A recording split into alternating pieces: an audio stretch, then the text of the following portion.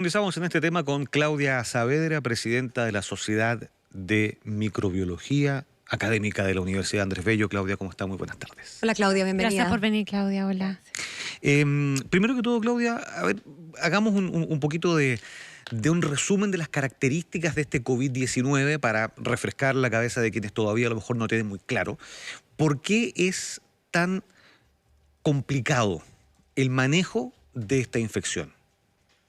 ¿Cuáles son las características del COVID-19 que hacen que sea difícil de manejar por parte ya no solamente de las autoridades locales, sino que a nivel global? Fundamentalmente la diferencia está en que tiene muy rápida transmisión y tiene un periodo que bordea los 14 días donde las personas son asintomáticas y eventualmente podrían estar infectando a los cercanos. Hay estudios muy interesantes que yo creo que hay que considerar, y es que hay un estudio hecho comparando casos coreanos con casos italianos, con casos españoles, y se ve que el porcentaje de gente infectada, por ejemplo, en el segmento de los 20 a los 30 años, es mucho mayor que en el segmento, por ejemplo, de los 70 a 80. ¿Y eso, Claudia, tiene directa relación con que no se han quedado en sus casas? Efectivamente, yo creo que eso es algo... Hace 2 horas atrás yo hice énfasis en eso, de que se ha trivializado un poco esto de la cuarentena, y por ejemplo, en el camino acá me di cuenta que en los paraderos de micro, en los bancos abiertos, la gente está conversando como de día claro, tomando sol, gente fumando, ¿no es cierto? Entonces hay aquí que hacer una campaña de difusión más exhaustiva, diría yo. A nivel de televisión, por ejemplo, no hemos visto nada oficial. Hay mucha información que no es fidedigna. Por ejemplo, que ha complicado la seriedad, ¿me te das cuenta? Hasta el momento, Claudia, ¿cuáles te parece que han sido esos pedazos de información que han trabajado al revés, digamos, información falsa o no fidedigna que ha sido contraproducente? Por ejemplo, que vamos a tener una vacuna.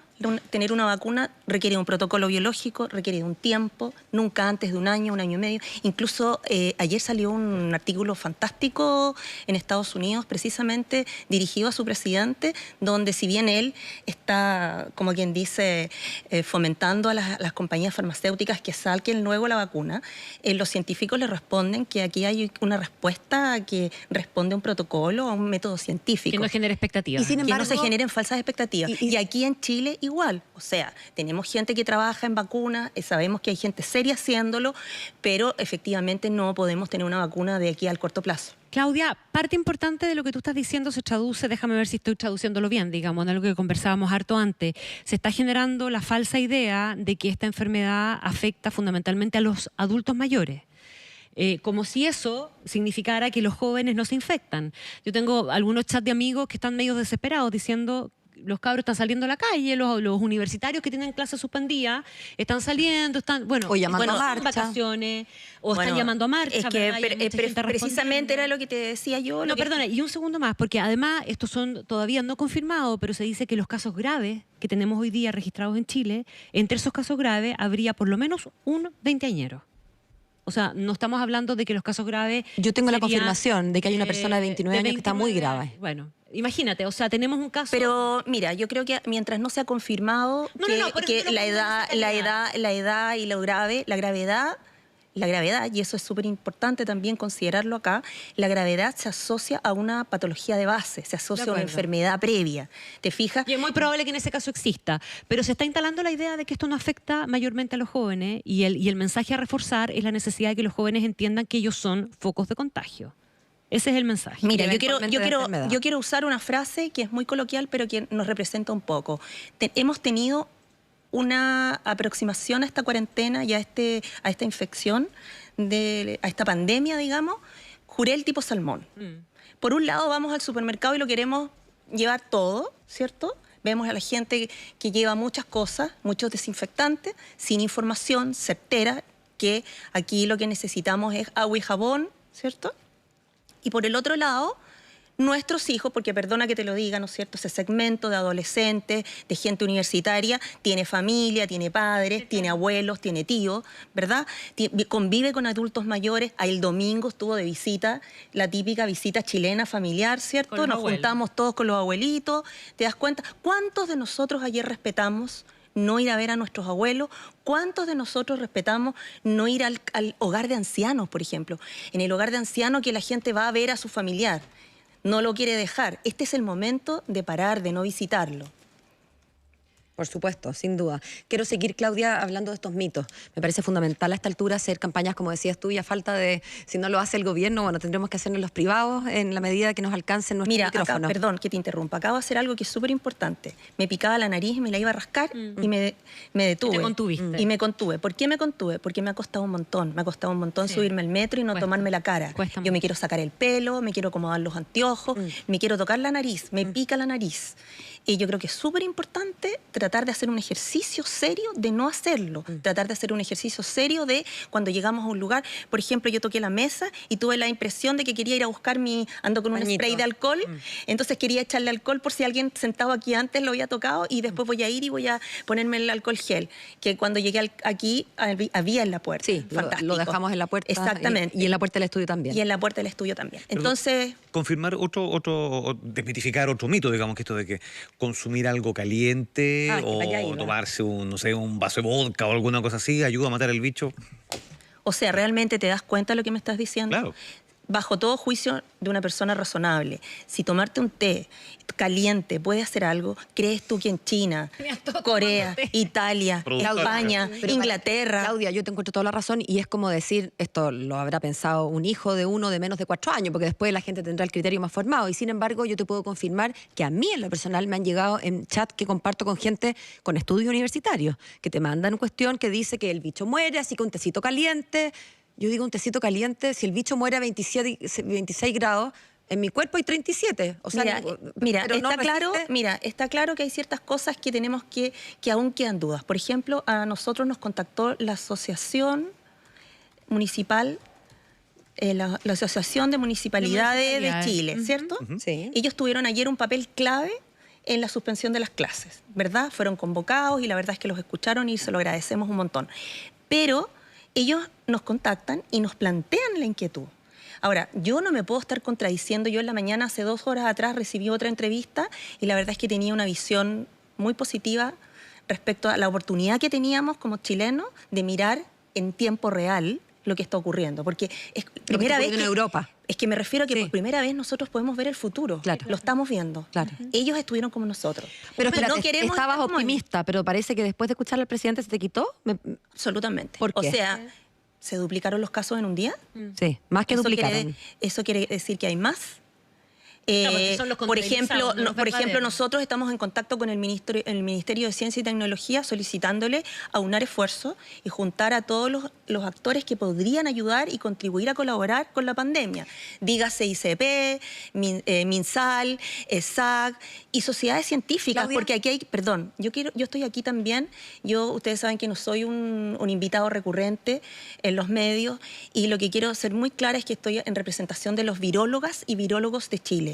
¿Por qué ellos no han tenido un papel protagónico en las medidas que se han tomado? ¿Te das cuenta? Exigimos que nos consideren a los científicos. Ayer, por ejemplo, habló la vicepresidenta de la Sociedad de Infectología de Chile. Y lo que dijo ella fue muy sencillo, fíjate.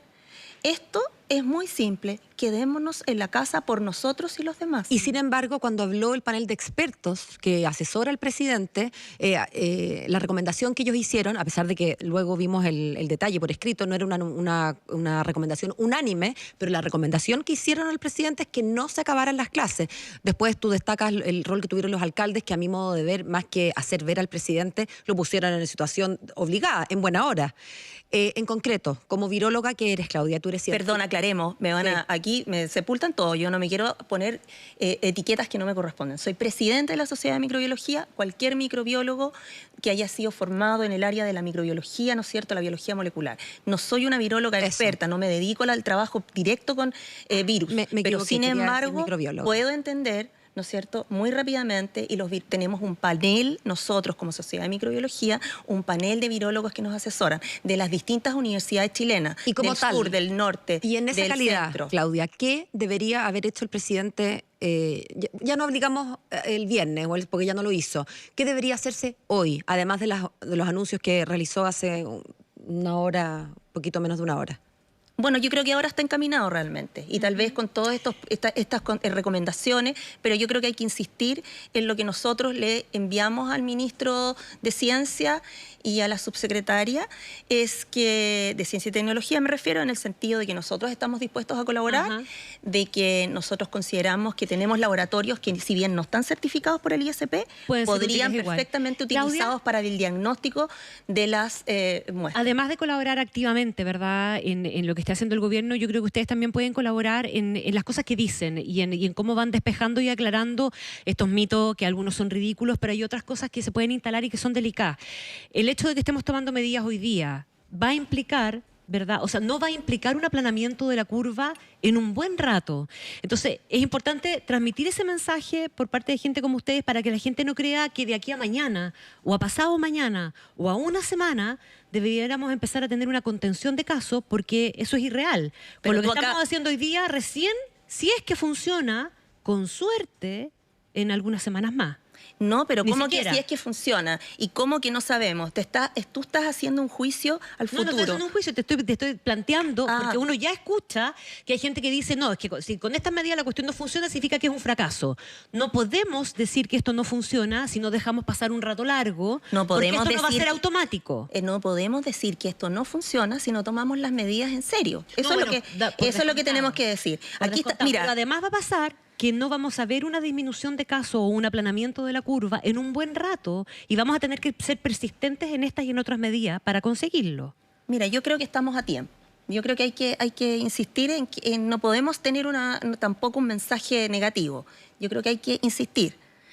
No estoy tan optimista porque y se los insisto, me vine en el camino acá y me decepcioné un poco porque no hay una campaña, pero con una buena campaña, con una buena coordinación entre las instituciones. Pero el problema de las campañas y el problema que yo veo y que tú me transmites con un sentido de urgencia y con toda responsabilidad, porque me parece que es un tema urgente, es que me parece que hay ocasiones en que las campañas tienen que ir acompañadas de un cierto garrote, de una cierta obligatoriedad, porque campañas para educar implican un cierto cambio de conciencia. Y esos cambios de conciencia pueden ocurrir muy lentos. Y mientras eso ocurre, nuestros abuelos, nuestros viejos, nuestra población más vulnerable, y según hemos visto por los casos, la casuística, también gente joven empieza a verse afectada. No tenemos ningún muerto. Bueno, pero Paola, aquí claramente tenemos que tomar medidas que pasan porque tu empleador, mi empleador, los empleadores consideren que hay estrictamente necesarias personas, pero no todas, ¿no es cierto? Sí. No tienes por qué una empresa, por ejemplo, la empresa de aseo de la universidad o de las universidades, ¿verdad?, tienen un personal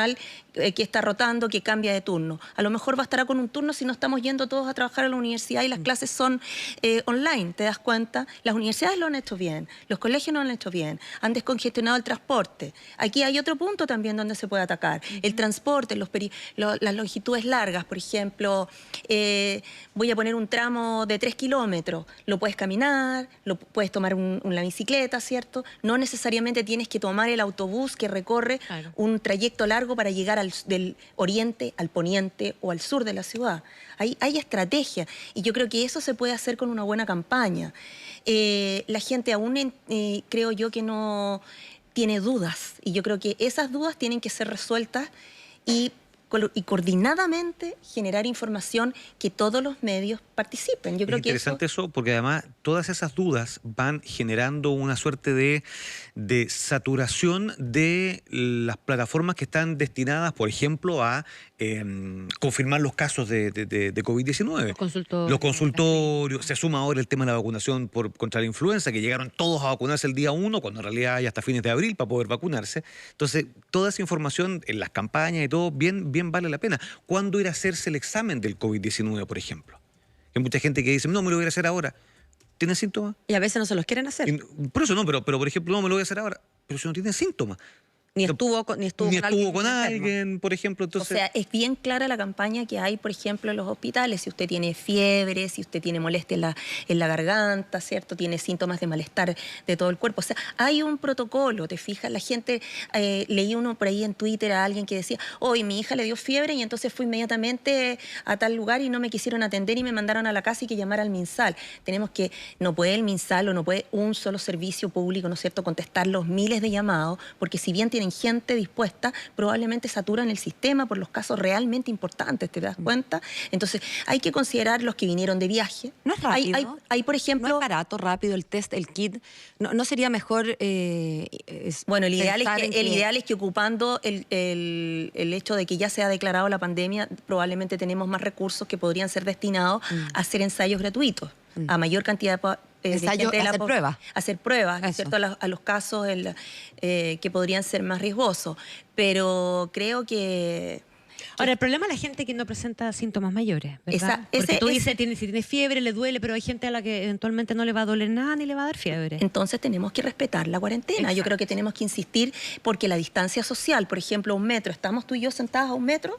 No. Yo les diría que 80 centímetros. 80 centímetros. ¿Están ustedes todo el día sentados a 1 metro? Eso es lo que hay que considerar. Tienen un invitado y tienen que limpiarle la mesa. O sea, tenemos que ser rigurosos. Por ejemplo, si están los niños en la casa, están los adolescentes, los universitarios que no salieron y sus padres salieron a trabajar porque sus empleadores no los dejaron de quedarse en la casa o trabajar a distancia, entonces sus padres cuando lleguen se lavarán las manos, se cambiarán rápidamente la ropa antes de saludar, antes de abrir el refrigerador, ¿cierto? Antes de tomar agua, antes de cualquier cosa. Entonces yo creo que eso, y no tocarnos la cara, si hay alguno que está resfriado, que siente algún síntoma, ¿cierto? Esa persona dentro de su misma familia puede hacer un retiro en su habitación y usar lo que usan siempre, el celular, los mensajes de texto, ¿cierto? Okay. Pedir la comida o algo. Algo que es muy útil también, no todo el mundo dispone de un lavavajilla, pero claramente tener un lavavajilla ayuda porque también, sobre todo en el sector oriente, donde hay la mayor cantidad de casos confirmados, ¿cierto? Por ahora, sí. Por ahora, esas personas deberían ocupar el lavavajilla y meter... Porque la temperatura que te da el lavavajilla y con el sistema de lavado... ¿no mata cualquier cosa. Perfecto. Ayuda muchísimo. ¿Qué pasa con los zapatos? Escuchábamos hoy día algunas recomendaciones a propósito incluso de algunas experiencias que no me quedan claras. Un mensaje que llegó desde Italia de unos médicos diciendo, y esto de nuevo en la lógica de lo que circula por las redes, que el virus aparentemente sobrevivía en el asfalto días y que la recomendación era sacarse los zapatos al entrar a cualquier lugar y ocupar un par de zapatos para caminar por la calle y eso dejarlos aislados. Yo creo que no... Para prevenir no está de más, digo yo. Yo creo que no está de más, pero entiendo que los estudios científicos serios, o al menos estudios científicos publicados, han sido en cubiertas metálicas, por ejemplo. De acero inoxidable. Eso es lo que de acero inoxidable.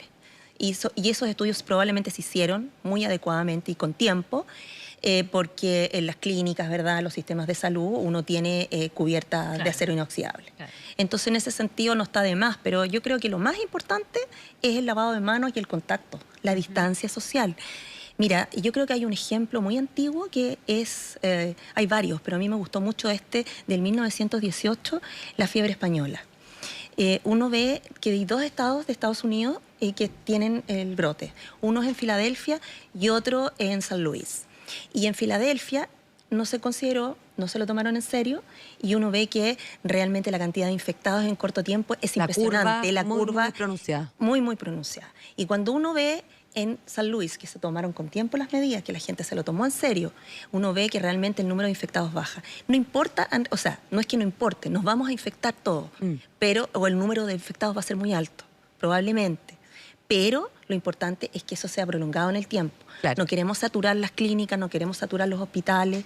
Esa es la base de todo esto. Claudia, y lo otro es, yo creo, el aumentar el número de, como Corea, ¿no es cierto?, tratar de aumentar el número de toma de muestras. Ellos tienen, por ejemplo, una toma de muestra que es en los autos, ¿verdad? Claro. Directamente. Ellos hicieron una la temperatura. La gente que va a trabajar, por ejemplo, un buen indicativo es la temperatura. Todas las mañanas antes de salir. Y probablemente es bueno tomárselo al llegar al trabajo y después al salir. Ellos hicieron una aplicación móvil donde, entiendo, la gente... incorporaba y mete ahí la información de su estado, si tiene algo de fiebre, y si tiene síntomas preocupantes, mandan a tomarle una muestra. Y además eso permite ir georreferenciando también, ¿verdad?, donde se empiezan a acumular o aglomerar eventualmente los casos y focalizar en aquellos lugares donde efectivamente hay que focalizar.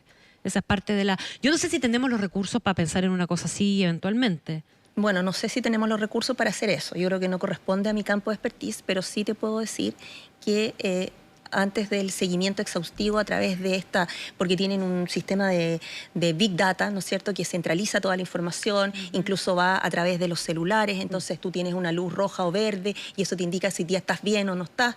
Si bien es como Orwell 1984, ¿verdad? Es increíble porque todos los que vimos eso ahora es como que lo necesitamos, te das cuenta, en aquel minuto fue como no necesitamos tanto seguimiento y ahora sí, queremos mucho seguimiento. Entonces lo más importante en este momento es potenciar la distancia social. Yo creo que hay que insistir en eso y en el lavado de manos. Disculpa que sea majadera, no, pero creo que la distancia social, porque estamos claros que las medidas que se dieron a conocer hoy son bien valiosas a propósito del cierre de fronteras y todo, pero se necesita, por ejemplo, quizás ir un paso más allá, cierre de centros comerciales, fin de actividades, por ejemplo, cines, cosas así, donde esa era mi pregunta, donde la hay obligatoriedad, que no quede todo dado a la campaña hasta que la gente entienda. O sea, yo realmente creo que esto tiene que cambiar. Definitivamente me imagino que el gobierno va a tomar las determinaciones adecuadas en estas próximas horas. Lo que pasa es que, ¿sabes qué además nos ha pasado? La información ha sido como muy rápida. Esto está cambiando momento a momento. ¿Te fijas? O sea, para mí, hace 2 horas atrás, estaba súper positiva y creía que teníamos todo como bajo control y que éramos súper instruidos y todo. Y tal vez es un sesgo porque uno mira el Twitter y piensa que ahí estamos todos. Y no estamos todos en Twitter, por ejemplo, ¿verdad? No todos miramos las redes sociales. Hay gente que necesita saber cosas sencillas, simples. ¿Te das cuenta? Y es ahí donde tenemos que llegar, a la masa. Probablemente ese es el tema. En el Uber que me vine ahora, por ejemplo, el señor, yo me subí, me limpié las manos cuando toqué la manilla y este señor me dijo, no, si no pasa nada. ¿Cómo que no pasa nada? Claro. Mira, ¿quién se lo está diciendo? Claro. Claro. No pasa nada, me asusté. Usted no sabe quién soy yo. Le dije. No, me asusté. Pero hiciste educación ahí. O sea, me asusté porque de verdad tampoco se trata de crear un pánico, es que eso es lo otro.